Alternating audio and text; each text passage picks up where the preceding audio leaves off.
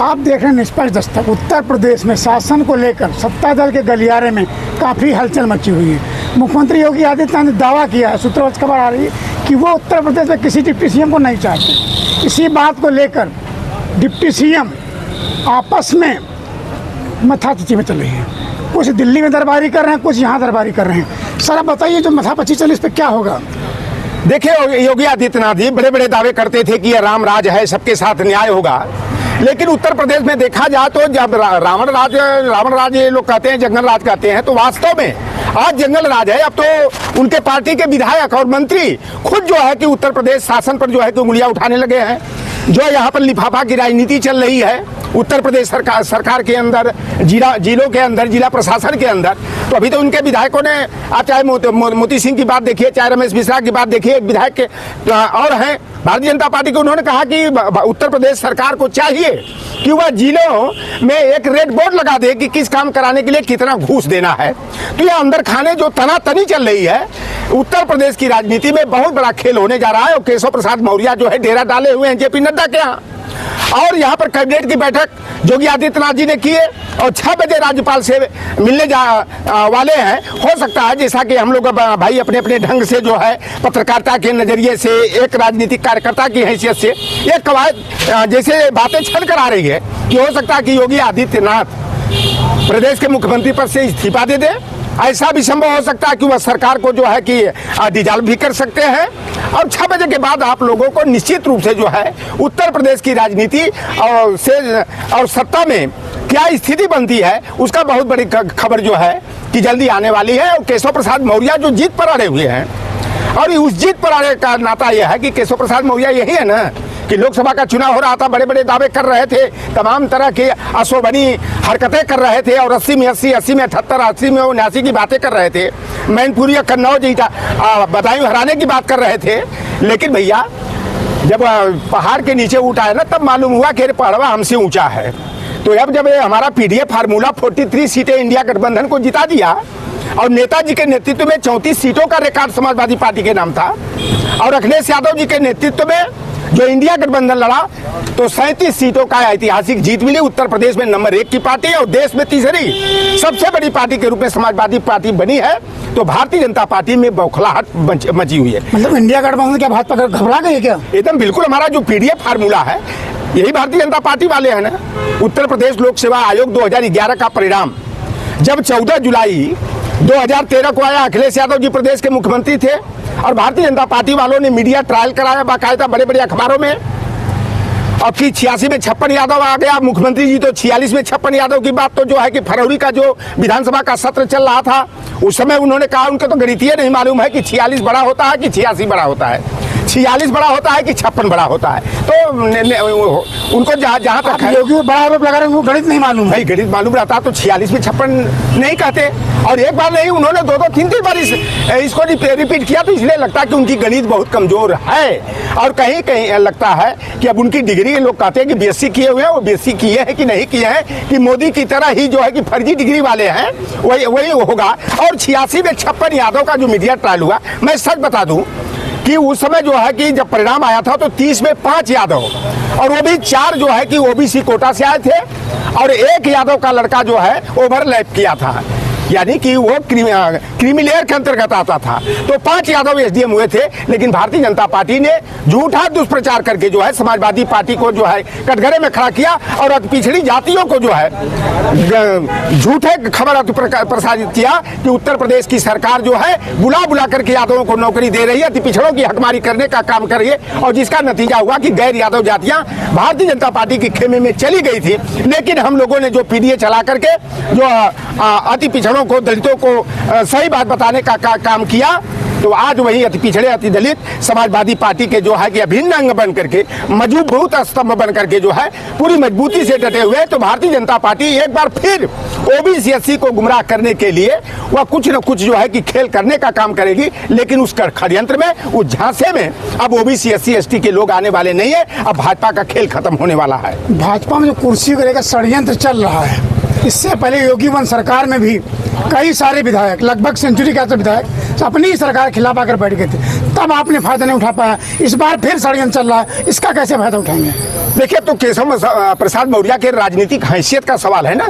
अब केशव प्रसाद मौर्य अगर 100+ विधायकों को लेकर के अगर आ जाते हैं, 90 विधायक ओबीसी के हैं, संसद विधायक SC और ST के हैं। केशव प्रसाद मौर्य कितना पीडीए के हिमायती हैं और पीडीए के लोग कितना केशव प्रसाद मौर्य के नेतृत्व को स्वीकार करते हैं कि एकनाथ हे बनने में सफल हो जाते हैं कि नहीं।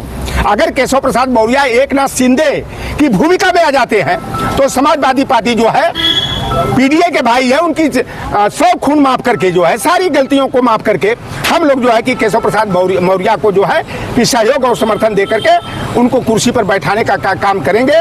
और निश्चित रूप से जो है कि उत्तर प्रदेश में जो पीडीए का दबाव झेल रही है भारतीय जनता पार्टी, बौखलाहट में है। और वह 10 सीटें तो अभी उपचुनाव का जो होने वाला है वह तो लिटमस टेस्ट होने वाला ही है। 2027 का चुनाव का आपको एक नमूना पैकेज जो है कि आपके सामने आ जाएगा। इसलिए भारतीय जनता पार्टी कुछ भी कर सकती है और जो कुछ भी होगा आपको घंटा 2 घंटा के बाद जो है कुछ न कुछ उत्तर प्रदेश से संबंधित बड़ी खबर जो है छन करके आने वाली है। घंटा 2 घंटा क्या होने वाला है? बहुत बड़ा खेल होगा।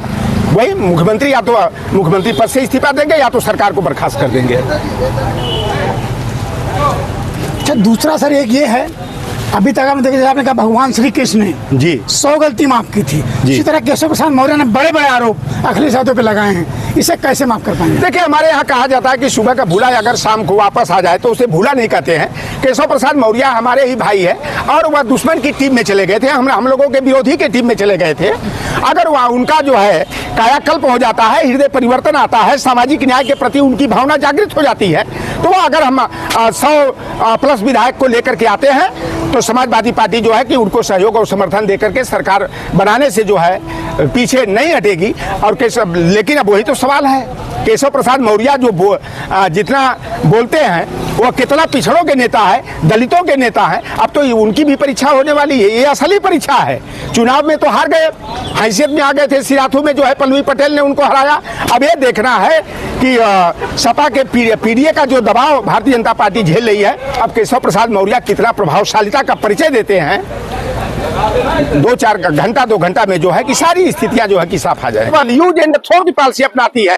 हम लोगों का वोट लेने के बाद जो है केवल सत्ता में आने के बाद जो है हम लोगों के साथ जो है कि सामाजिक अन्याय करने का, छलावा करने का काम करती है, खनन करने का काम करती है। अब भारतीय जनता पार्टी कुछ भी कर ले, अब जो है ओबीसी SC ST के लोग भारतीय जनता पार्टी के झांसे में आने वाले नहीं है। काट की हारी इन्होंने एक बार चढ़ती है, इन्होंने 3 बार चढ़ाया, लेकिन अब काट की हारी अब इनके पाले में आने वाली नहीं है।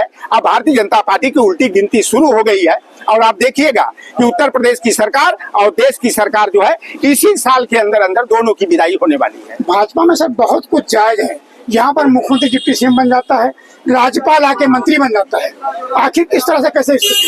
देखिए, वही कह रहे हैं भारतीय जनता पार्टी। आप देख लीजिए, बेबी रानी मौर्य हैं, ये कभी राज्यपाल थी और इनको ला करके मंत्री बना दिया। तो ये दोहरा गेम किया। एक तरफ तो उधर पश्चिम में कहते हैं कि ये तो जाटव बिरादरी की है, तो जाटव को गुमराह करने का काम करते हैं, और हमारे तरफ आकर के कहते हैं ये तो मौर्य, काछी, कुशवाहा, भिड़ती, मुराव, माली, सैनी बिरादरी की है।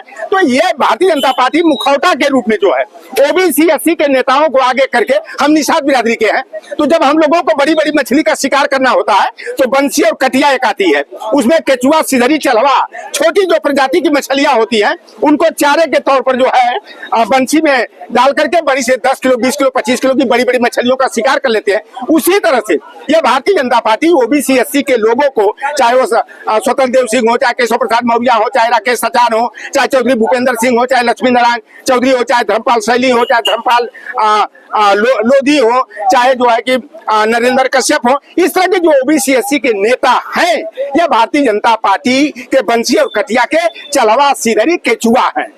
और यह केवल जो है कि वो भी SC को शिकार बनाने के लिए इस्तेमाल किए जाते हैं। इनकी कोई हैसियत नहीं है। केशव प्रसाद मौर्य की हैसियत में बता दूं, अपने बहन के देवर का पुलिस का कांस्टेबल एक साधारण सी नौकरी होती है।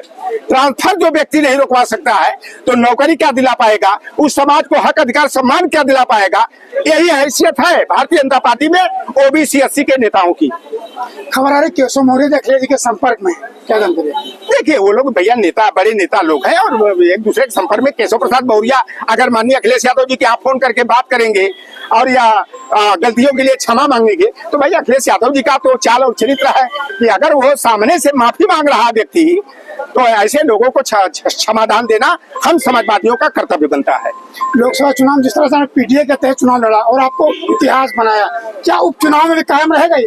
आप देखिएगा 10 सीटें उपचुनाव होने वाला है। मैं दावा करूं, आपको मैं पहले बताया था लोकसभा चुनाव का, जब समाजवादी पार्टी के बड़े से बड़े नेता कोई कहता था 4 सीट जीतेंगे, कोई कहता था 12 सीट जीतेंगे, 20 से ऊपर कोई बात नहीं करता था। लोटरराम यही स्थान है ना, 49 से 53 की बात मैं किया था और आप देख लो गरीब 43 गए। अगर फर्रुखाबाद की सीट, फूलपुर की सीट हो, चाहे बांसगांव की सीट हो, अलीगढ़ की, मेरठ की सीटें जो बेईमानी से उन्होंने जीत लिया, तो जो मैंने कहा वो सही आ जाता। लेकिन प्रशासनिक गुंडाई के करा करके प्रशासनिक मदद से भारतीय जनता पार्टी ने जो है कुछ सीटें जीत गई। अब आप देख लेना कि 10 में 8 सीटें इंडिया गठबंधन जीतेगा। ये लॉकडाउन में जो अपनी बात बड़ी बेबाकी से कहते हैं, बिना डर के, बिना संकोच, और इनका दावा है आज 6 बजे तक कोई ना कोई बड़ी घटना उत्तर प्रदेश से आ सकती है। वहीं उपचुनाव में 10 में से 8 चुनाव इंडिया गठबंधन जीतेगा, इनका दावा है।